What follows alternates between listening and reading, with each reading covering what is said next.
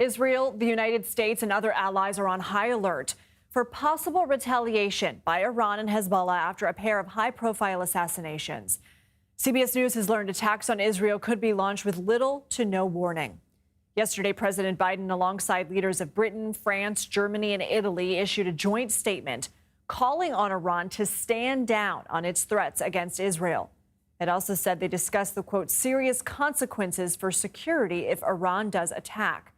CBS News foreign correspondent Ramy Inocencio is in Tel Aviv, Israel, covering this. Ramy, first, let's back up a little bit because there are often so many, forgive the wording, tit for tats here. How did we get to this point, and what is Iran saying about potential retaliation? Lindsay, hi there. Yeah, well, the most proximate reason for where we are right now are the twin high-profile assassinations that happened 2 weeks ago. The first assassination happened in Lebanon, and it was the death of Hezbollah leader Fuad Shukr at the hands of Israel. The Israel military did acknowledge that. The other one happened a day later on July 31st.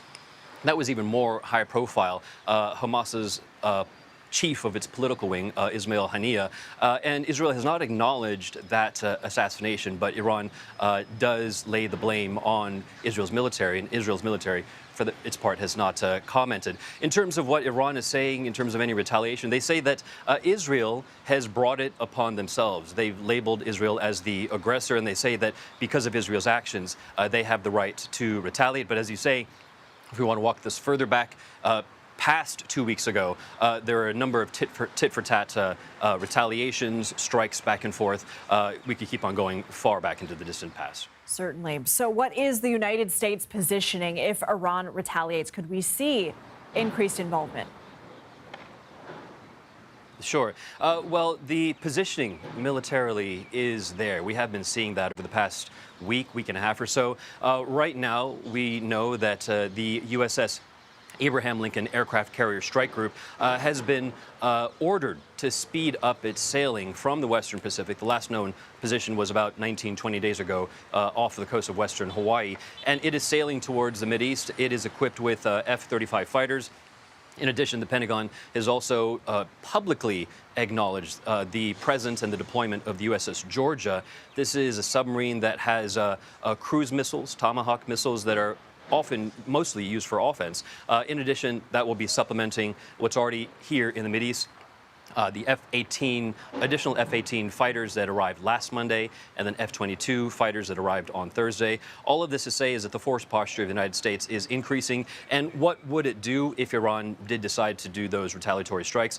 They would do potentially the same thing that they did exactly 4 months ago this evening, which is to target drones and missiles that were coming from Israel. And we know that 4 months ago, the United States helped down about 80 drones and about 6 cruise or ballistic missiles. You had mentioned the twin assassinations, Ramy. One was a part of the ceasefire talks between Israel and Hamas. Where do those talks stand right now? Sure. Well, we're 2 days away from at least the date of those talks. So we understand those will be held in Qatar. And right now, they are still set to go ahead.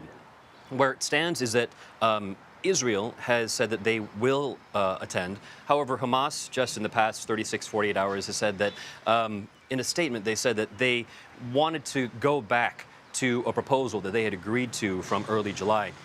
They didn't say that they wouldn't not attend the ceasefire talks this Thursday, but they're saying that they want to go back to that.